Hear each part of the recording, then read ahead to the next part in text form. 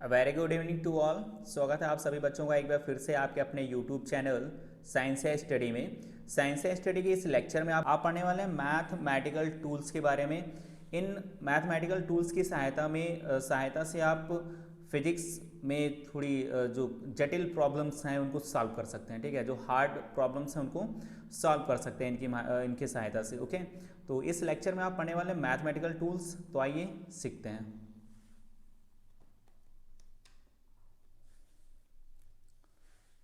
सबसे पहले बात करें तो डिफरेंशिएशन की, यानी कि अवकलन की। ठीक है, अवकलन की बात करें तो हम एक ग्राफ की भी बात करेंगे। जैसे इस ग्राफ की अगर हमें स्लोप जाननी है, ठीक है, क्या जाननी है, स्लोप अगर जाननी है तो क्या करना पड़ेगा। तो मान लीजिए ये वाई एक्सिस होगा, ये एक्स एक्सिस है, यहाँ भी आपका एंगल क्या बनना होगा, थीटा। यहाँ पे अगर बनाएंगे तो यहाँ भी क्या बनेगा, थीटा। कहीं पे भी आप बनाने की कोशिश करें तो एंगल क्या होंगे, एंगल्स आर सेम होंगे या इक्वल होंगे। तो हम जो स्लोप निकालते हैं तो स्लोप निकालने के लिए फार्मूला क्या होता है, स्लोप निकालने के लिए फार्मूला आपके पास होता है slope is equal to tan theta. क्या होता है, स्लोप इज इक्वल टू क्या होता है, टेन थीटा के होता है। ठीक है, सपोज कीजिए कि आपके पास ये क्या है, दूसरा पॉइंट होगा, यहाँ पे आपके जो कोऑर्डिनेट होंगे वो होगा x2 y2, है ना। और यहाँ पे आपका ये फर्स्ट पॉइंट मान लेते हैं, इसको क्या मानते हैं, x1 y1 कोऑर्डिनेट होंगे। तो यहाँ से दूरी क्या हो जाएगी, y1, और यहाँ से दूरी क्या हो जाएगी, y2। क्लियर है। और ये दूरी आपकी ये जो दिख रही है ये कितनी होगी, x1, टोटल यहाँ तक कितनी होगी, x2। ठीक है, तो अगर हम ये इतना जो पोर्टिशन है आपका, ये पोर्टिशन को अगर हम काट लें या फिर यहीं से आपको थोड़ा सा समझाने की कोशिश करें तो देखिए इसको, ये आप अगर टैन थीटा निकालेंगे, ठीक है, टैन थीटा निकालने की कोशिश करेंगे तो tan theta is equal to क्या हो जाएगा, ये वाली आपकी हाइट क्या है, परपेंडिकुलर क्या है, y2 से घटा रहे हैं y1, तो क्या बचेगा आपके पास, y2 माइनस y1 अपान अपान बेस की बात करें टोटल x2 से x1 घटाएंगे कितना बचेगा, तो हो जाएगा x2 माइनस x1। ठीक है, तो आपकी स्लोप क्या आएगी, tan theta is equal to y2 minus y1 upon x2 minus x1। और यहाँ पे जो स्लोप होती है, इस जो ग्राफ की जो स्लोप दिख रही है वो कैसी होगी, कांस्टेंट होगी, क्योंकि एंगल्स कैसे होंगे, समान बनेंगे। ठीक है, तो दूसरे ग्राफ की बात करते हैं। अगर ग्राफ इस तरह का हो, ठीक है, y एक्सिस और x एक्सिस पे इस तरह का अगर आपका ग्राफ बना हुआ हो, तो यहाँ से क्या करेंगे, हमें क्या करना होगा, मान लो एक ये पॉइंट है और दूसरा आपके पास ये पॉइंट मान लेते हैं, एक ये पॉइंट मानते हैं, दूसरा कौन सा मान लेते हैं, ये पॉइंट मानते हैं। अब अगर यहाँ पे हम अगर एक टेंजेंट खींचे तो ये क्या होगा, दोनों पॉइंट को काटते हुए जाएगी, है ना, दोनों पॉइंट को काटते हुए जाएगी। तो हमें क्या करना है, टेंजेंट खींचना है, यानी जो टच करते हुए जाए, कट करते हुए नहीं, जो टच करते हुए जाए। तो देखिए यहाँ से अगर आप खींचेंगे तो इस तरह से खींचेगा, तो ये एक एंगल हो जाएगा थीटा। इस पॉइंट की बात करें तो इस अगर पॉइंट की बात करेंगे तो यहाँ पे देखिए, यहाँ पे थीटा बनेगा, ये थीटा 2 हो जाएगा, ये मान लीजिए थीटा 1 है। तो यहाँ पे क्या होता है, यहाँ की जो आपकी स्लोप होगी इस हिसाब समझिए, क्योंकि एंगल्स क्या हो रहे हैं, एंगल्स क्या हो रहे हैं, स्लोप की बात करें तो स्लोप कैसी होगी, वेरिएबल हो जाएगी। ठीक है, कैसी होगी, वेरिएबल हो जाएगी। और यहाँ पे स्लोप्स की बात होगी वेरिएबल। अब अगर हम बात कर लें इस पॉइंट्स की, मान लो एक ये पॉइंट है, ये पॉइंट है, यहाँ से तो बनेगा नहीं, तो हमें क्या करना हो, इन पॉइंट्स को, मान लीजिए ये 1 पॉइंट है, ये क्या है, 2 पॉइंट्स है, अगर इन 1 पॉइंट्स को ये पास पास ले आए तो यहाँ से आसानी से हम इस एक टेंजेंट खींच सकते हैं जो टच करते हुए जाए, कट करते हुए नहीं जाए। ठीक है, तो हम फिर क्या कह सकते हैं, अगर हम इसकी स्लोप निकालेंगे तो स्लोप के लिए फार्मूला क्या होता है, स्लोप के लिए फार्मूला होता है tan थीटा, है ना। और tan थीटा कैसे निकालते हैं, y2 minus y1 upon x2 minus x1 से निकालेंगे। ठीक है, तो हमारे पास जो स्लोप आ जाएगी, ध्यान से देखिएगा, जो हमारे पास स्लोप आ जाएगी वो स्लोप हो जाएगी, क्योंकि अब पॉइंट हमारे पास क्या है, जो 1 और 2 जो है ये क्या है, बहुत ही समीप पॉइंट हो गए, बहुत पास पास हो गए। तो बताइए कि y2 माइनस y1 की लगभग वैल्यू क्या होगी, 0, x2 x1 की लगभग वैल्यू क्या होगी, 0। मतलब लगभग जीरो वैल्यू होगी लेकिन जीरो नहीं होगी। तो ऐसी जो क्वांटिटीज़ होती हैं फिजिक्स में या मैथ में उनको क्या लिखते हैं, d y by d x. क्या लिखते हैं, d y by d x. इसका मतलब क्या हो गया कि जो डिफ्रेंसिएशन है वो क्या है, जो आपके पास डिफ्रेंसिएशन है वो क्या है, वो है स्लोप। क्या है, स्लोप। यानी स्लोप इज अ डिफ्रेंसिएशन या डिफ्रेंसिएशन इज अ स्लोप। ठीक है, बात कर लेते हैं कुछ इंपॉर्टेंट फार्मूला पे, है ना, कुछ महत्वपूर्ण सूत्र देख लेते हैं। जैसे फर्स्ट फार्मूला आपको बताते हैं।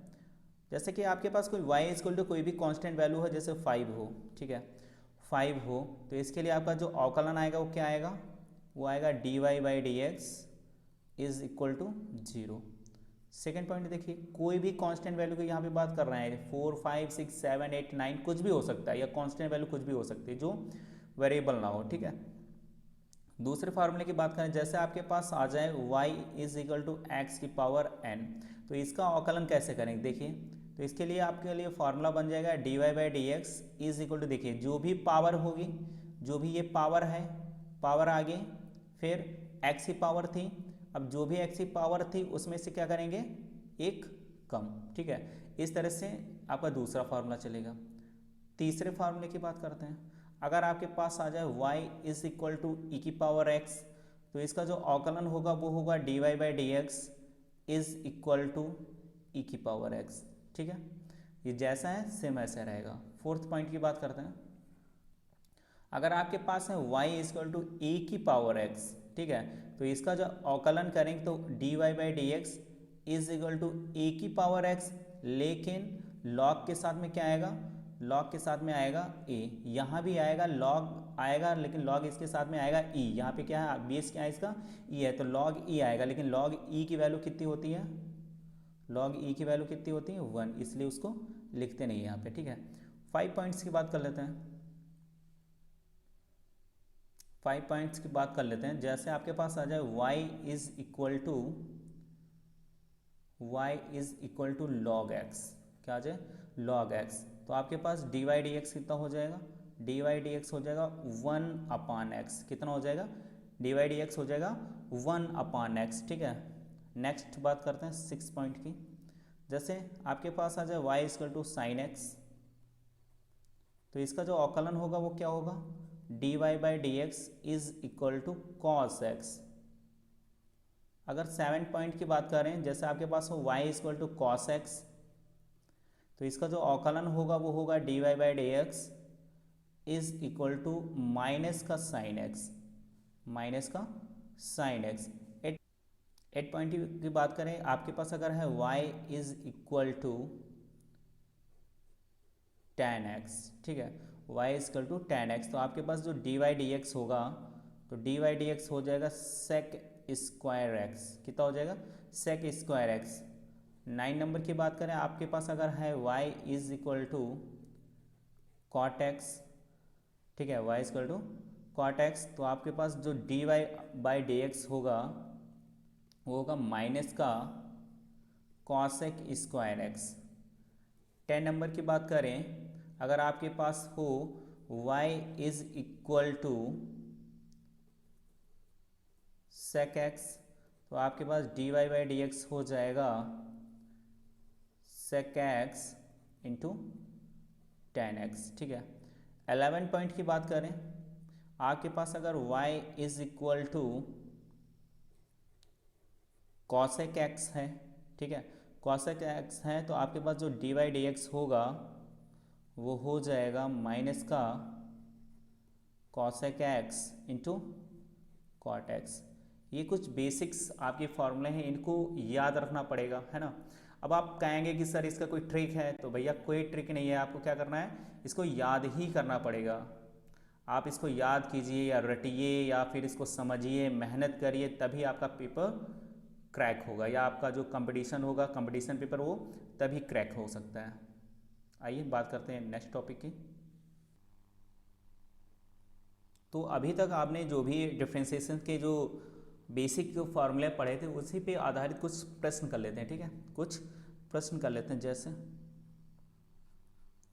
जैसे आपके पास इक्वेशन है y is equal to x की पावर 5, ठीक है, y is equal to x की पावर 5 आ जाए तो बोले कि आपका अवकलन क्या होगा। तो देखिए अवकलन क्या होगा इसके, dy by d x is equal to, मैंने बोला था पावर जो भी होगी पावर को आगे लिखेंगे, फिर x की पावर थी 5 है ना, उसमें से क्या करेंगे एक कम कर देंगे, तो देखो कितना हो जाएगा 5x की पावर 4, ठीक है। अब नेक्स्ट एग्जाम्पल की बात कर लें, जैसे आपके पास आ जाए y is equal to x की पावर 2, तो इसका क्या करेंगे, ये हो जाएगा dy by d x is equal to 2x, clear है ना। जैसे आपके पास एग्जाम्पल आ जाए y is equal to e की पावर x, तो अवकलन क्या होगा, क्योंकि आपने अभी फार्मूला सीखा कि ex का जो अवकलन होता है वो ex ही होता है, ठीक है। अगर आपके पास आ जाए y is equal to sine x, ठीक है, y is equal to sine x, तो आपके पास क्या हो जाएगा dy by d x is equal to cos x, क्या हो जाएगा is equal to cos x, ठीक है। नेक्स्ट एग्जाम्पल की बात कर लें, जैसे आपके पास हो y is equal to x square plus x minus 1, तो थोड़ा सा लेंथी है ना, थोड़ा सा लेंथी है, तो फिर आप देखिए कैसे करेंगे। तो इसके लिए जो d y by d x होगा वो हो जाएगा, देखो पावर कितनी 2, तो 2 को आगे लिखेंगे, x में क्या करेंगे पावर जो थी उसमें एक घटाएंगे, तो 2 में से एक घटाएंगे कितना बचेगा, एक को हम लिखेंगे नहीं, ठीक है। फिर ये क्या है प्लस लगा दो, प्लस x का जब अवकलन करेंगे क्या हो जाएगा 1, ठीक है। -1 है तो -1 क्या है कांस्टेंट वैल्यू, इसका जब अवकलन करेंगे तो क्या हो जाएगा 0। कुल मिला के इस इक्वेशन का जो अवकलन आएगा वो कितना आएगा 2x प्लस 1, ठीक है। नेक्स्ट एग्जाम्पल की बात करते हैं, अगर लिखा हो y is equal to sine square x, sine square x, तो देखो भैया क्या होगा, इसके लिए हो जाएगा dy बाई डी एक्स है ना, dy by d x is equal to, इसे हम क्या लिख सकते हैं, इसे लिख सकते हैं हम साइन स्क्वायर एक्स, ठीक है, sign square x sorry sine x का होल स्क्वायर लिख सकते हैं, ठीक है।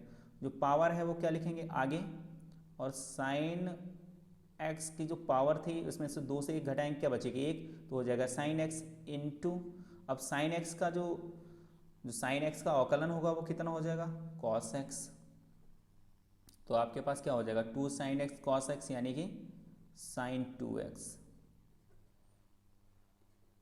जो अवकलन आएगा वो कितना आएगा साइन 2x। बात करते हैं नेक्स्ट एग्जाम्पल की, जैसे आपके पास इक्वेशन हो y इक्वल टू ई की पावर 2x प्लस एक्स की पावर 5 प्लस 3, इसका अगर अवकलन करेंगे तो क्या होगा, देखो dy by d x is equal to e की पावर 2x, भाई ई की पावर 2x अभी क्या, अभी आपको 2x दिख रहा है, अभी आप ex समझो इसको है ना, ex समझेंगे तो क्या हो जाएगा ई की पावर जब x होगा तो इसके लिए क्या होता है सेम वैसे जैसा है ई की पावर 2x, ठीक है, इंटू 2x का जब अवकलन करेंगे तो क्या हो जाएगा इंटू 2 है ना, प्लस एक्स की पावर 5, पावर जो है उसको आगे और किस पावर से एक कम, 5 से एक कम करो तो कितना आएगा 4, प्लस 3 क्या है कांस्टेंट वैल्यू, इसका जब अवकलन करेंगे तो क्या हो जाएगा 0, तो आपके पास जो अवकलन आ जाएगा वो हो जाएगा dy by d x is equal to 2 e की पावर 2x प्लस 5x की पावर 4, ठीक है। चलिए अगले एग्जाम्पल की बात कर लेते हैं, जैसे आपके पास हो y is equal to sine x square, ठीक है, तब आप अवकलन क्या करेंगे, ठीक है, तो देखिए dy by d x is equal to, अब यहाँ पे जो एक्स स्क्वायर है अगर इसकी जगह पे आपके पास होता साइन एक्स तो आप सिंपल से क्या करते हैं आप कर लेते कॉस एक्स है ना, तो अभी क्या मानिए कि जो एक्स स्क्वायर है ये क्या है एक्स ही है, ठीक है, तो हम इसका जब अवकलन कर रहे हैं तो क्या मान लेंगे ये हो गया आपके पास कॉस एक्स, स्क्वायर में है तो ऐसे लिखो इनटू, अब जो एक्स स्क्वायर है ना, जो मन में दिख रहा है एक्स स्क्वायर, अब इसको अवकलन करो तो एक्स स्क्वायर का क्या हो जाएगा 2x। ठीक है, तो ज़रा कैलकुलेट कर लो क्या हो जाएगा। आपके पास हो जाएगा dy/dx is equal to 2x cos x square. ठीक है, तो ये कुछ आपके डिफ्रेंसिएशन से रिलेटेड कुछ एग्जांपल्स हैं, है ना। अब बात कर लेते हैं कि इंटीग्रेशन यानी कि समाकलन क्या है। ठीक है, इंटीग्रेशन यानी कि समाकलन क्या है। ठीक है, तो देखो जो इंटीग्रेशन होता है ये होता है रिवर्स प्रोसेस। कैसा होता है ये, रिवर्स प्रोसेस होता है। अब ये किसका रिवर्स प्रोसेस होता है, ये होता है भैया डिफरेंशिएशन का। किसका होता है, डिफरेंशिएशन का रिवर्स प्रोसेस होता है। ठीक है, रिवर्स प्रोसेस किसका होता है, ये डिफरेंशिएशन का रिवर्स प्रोसेस होता है। अब इसके कुछ इम्पोर्टेंस, जो इम्पोर्टेंट फार्मूला है ना, उनकी बात कर लेते हैं। जैसे अगर आपके पास है इंटीग्रेशन जैसे करना है dx का, तो इसके लिए क्या आएगा, आपके पास आ जाएगा ओनली x। क्या आएगा, ओनली x, क्योंकि यहाँ पे अभी लिमिट नहीं है, यहाँ कोई लिमिट नहीं बता रहा है, इसका मतलब लिमिट नहीं है। ये कैसा समाकलन हो गया, ये इनडेफिनिट, आपके जो फॉर्मूलेस हैं वो कैसे हैं, इनडेफिनिट के हैं, है ना, इनडेफिनिट के होंगे। इनडेफिनिट इंटीग्रेशन है तो उसके साथ में हमेशा क्या आएगा, c आएगा। अगर डेफिनिट इंटीग्रेशन है, निश्चित समाकलन है, तो उसमें जो आपको कांस्टेंट समाकलन नियतांक लेना है c, वो नहीं लेना होता है। ठीक है, अगर इंडेफिनिट है तो फिर लेना पड़ेगा। दूसरी बात करते हैं दूसरे फार्मूले की। जैसे आपके पास इंटीग्रेशन है, कोई एक कांस्टेंट टर्म हो, है ना, और उसके साथ में x हो, फिर बोले dx, है ना, फिर उसका समाकलन करवाए तो क्या हो जाएगा, जो कांस्टेंट वैल्यू होगी वो हो जाएगी आगे इंटीग्रेशन, क्या बचेगा x dx। तो देखो ये तो कांस्टेंट था, x dx के लिए जो भी क्या होता है, इसके लिए फार्मूला हो जाता है, इसके लिए फार्मूला हो जाएगा जो भी x की पावर है उसमें एक ऐड करो। ठीक है, जो भी x की पावर है उसमें एक ऐड करो। जैसे इसकी पावर 1 थी तो 1 में क्या किया, 1 ऐड किया, अपान जो पावर लिखी है 1 + 1 वही नीचे लिख दो, प्लस क्या लगा दो, c लगा दो। ठीक है, प्लस c लगा दो, आपके पास इक्वेशन क्या आ जाएगी, वो आ जाएगी e(x²/2 + c। ठीक है, यानी कि जो फार्मूला होगा सेकेंड वाले के लिए, जो फार्मूला होगा, जैसे कि इंटीग्रेशन x dx है तो फार्मूला बन जाता है x की पावर n+1। अगर मान लो यहाँ पे x की पावर n है तब, है ना, तो x की पावर n+1 अपान जो भी पावर है वो प्लस इंटीग्रेशन कांस्टेंट। ठीक है, दूसरी बात कर लेते हैं। इंटीग्रेशन अगर sin x है तो फार्मूला क्या बनेगा समाकलन के लिए, वो माइनस का cos x + c। अगले फार्मूले की बात कर लें। जैसे आपके पास वो इंटीग्रेशन cos x बराबर क्या हो जाएगा, ये हो जाएगा प्लस का sin x + c, है ना। 5 की बात कर लें तो इंटीग्रेशन आपके पास अगर है sec² x तो ये हो जाएगा बच्चा tan x + c, है ना। अगले फार्मूले की बात करें, जैसे आपके पास हो इंटीग्रेशन cos² x तो ये हो जाएगा बच्चा, यहाँ पे आप साथ में dx लिखते रहना ना, ये गलती से छूट रहा है, साथ में क्या रहेगा dx, यहाँ पे क्या होगा dx। ठीक है, तो इसके लिए जो फार्मूला बनेगा वो क्या बन जाएगा, वो हो जाएगा माइनस का cot² x + c। अगले फार्मूले की बात कर लेते हैं। जैसे आपके पास हो integration sec x tan x into dx is equal to किसके हो जाएगा, ये हो जाएगा sec x + c के, है ना। 8 पॉइंट की बात कर लेते हैं। जैसे आपके पास हो integration cosec x into cot x d x बराबर हो जाएगा माइनस का कॉसेक एक्स प्लस सी। तो आपको क्या करना है, कुछ इस तरह के आपको फार्मूले, जो बेसिक फार्मूले होते हैं वो आपको याद रखना पड़ेगा। जैसे अब रिवर्स प्रोसेस ऑफ डिफरेंशिएशन की बात कर रहे थे, ठीक है, थोड़ा उसको भी यहाँ पे आपको बता दिया जाए। तो रिवर्स प्रोसेस ऑफ डिफरेंशिएशन की बात कर रहे थे, जैसे मैं आपको बता दूँ एक एग्जांपल, देखिए है ना, जैसे आप क्या करते हैं, जैसे कि दूरी है s बराबर कुछ भी इक्वेशन आपके पास हो जाए, जैसे केवल टी स्क्वायर लिखा हो, ठीक है। अब अगर हम इसको t के सापेक्ष अवकलन कर दें तो हो जाएगा ये आपके पास ds अपॉन डी टी बराबर कितना 2t हो जाएगा, है ना।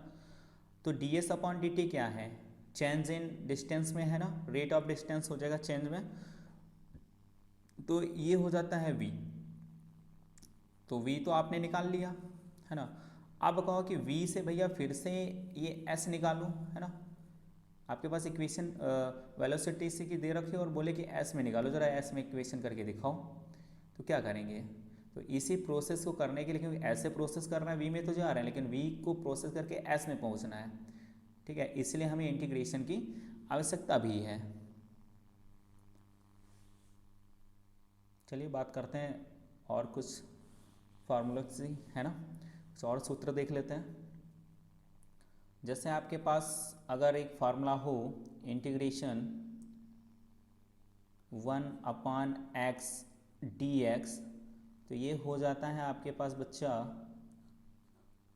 log mod x plus c, ठीक है। अगर आपके पास बच्चा हो इंटीग्रेशन e की power dx is equal to, तो ये हो जाता है e की पावर x प्लस सी, जैसा है वैसा रहेगा, ठीक है। और एक दो देख लेते हैं, जैसे आपके पास हो इंटीग्रेशन कोई कांस्टेंट a और dx, तब क्या होगा, तो कांस्टेंट होगा उसको बाहर निकालेंगे, है ना, और इंटीग्रेशन dx बचेगा, क्या बचेगा, इंटीग्रेशन dx बचेगा। तो इसका मतलब क्या हो जाएगा, a और इंटीग्रेशन dx का मतलब क्या होता है x, तो ax प्लस c हो जाएगा, ठीक है। अब इन्हीं पे आधारित कुछ न्यूमेरिकल्स की बात कर लेते हैं ना, इन्हीं पे आधारित कुछ न्यूमेरिकल्स की बात कर लें। जैसे एग्जांपल पहला मैं ले लेता हूँ। मान लीजिए कि आपसे कहा जाए कि इंटीग्रेशन x की पावर 5 dx को ज़रा करके दिखाओ, तो कैसे करेंगे आप। तो आप इसको करेंगे, जो पावर थी x की पावर जैसे 5 थी, ठीक है, तो उसमें क्या करेंगे, एक ऐड करेंगे, तो कितना होगा 5 + 1, तो यही अपान में क्या लिखेंगे 5 + 1 प्लस क्या करेंगे, क्योंकि यहाँ पे डेफिनेट इंटीग्रेशन तो है नहीं, तो इसका मतलब क्या होगा, कोई जो इंटीग्रेशन कांस्टेंट है वो साथ में आएगा। तो इक्वेशन जो आपका सॉल्यूशन आएगा इसका वो हो जाएगा x की पावर 6/6 प्लस c, ठीक है। इस तरह से आपको आंसर फाइंड कर लेने हैं, ठीक है। और भी एग्जांपल देखते हैं कुछ, जैसे आपके पास आ जाए इंटीग्रेशन e की पावर x प्लस 1, है ना, फिर क्या है कि इसका भैया आप क्या करिए समाकलन करिए। तो देखिए कैसे करेंगे, जब इस तरह के टर्म्स आ जाए ना प्लस माइनस में, तो क्या करेंगे अलग अलग तोड़ेंगे, ठीक है। जैसे इंटीग्रेशन e की पावर x dx मल्टीप्लाई करो, तो प्लस है बीच में प्लस करो, फिर इंटीग्रेशन 1 × dx, तो क्या लिखेंगे सीधा dx, है ना, कैलकुलेट करो ज़रा, तो ये हो जाएगा e की power x plus integration dx का क्या हो जाएगा केवल x प्लस कांस्टेंट इंटीग्रेशन आ जाएगा, है ना। तो इस तरह का आपका एक सोल्यूशन आएगा। तो नेक्स्ट अगर हम एग्जांपल की बात करें, तो इंटीग्रेशन जैसे आपके पास हो sin x, है ना, plus sec square x plus x की पावर 4 प्लस 1। अब बोले कि इसका इंटीग्रेशन करके दिखाओ, इतने बड़े बड़े इंटीग्रेशन हो जाएंगे, जब ये समझ में आ जाएगा तो सिंपल से आ जाएंगे आपको, ठीक है। देखो करना क्या है, इस जो भी टर्म्स दिख रहे हैं जो प्लस माइनस में लिखा है बीच में, इन्हीं पदों में क्या कर देना है तोड़ देना है। जैसे इंटीग्रेशन पहले क्या था sin x, तो sin x dx plus integration sec square x d x plus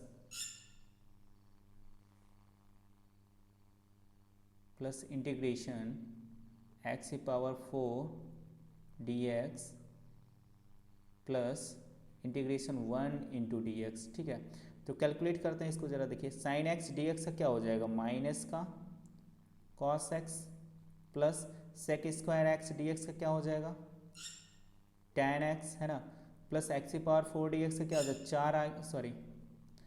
power में क्या करेंगे 4 + 1 कितना 5 अपान पावर से डिवाइड प्लस 1 डी एक्स का मतलब क्या हुआ, केवल x प्लस क्या हो जाएगा c, यानी कि कांस्टेंट वैल्यू। ठीक है, तो आज का लेक्चर यहीं तक बच्चा। अगर आपको समझ में नहीं आया तो प्लीज़ कमेंट में ज़रूर करिएगा।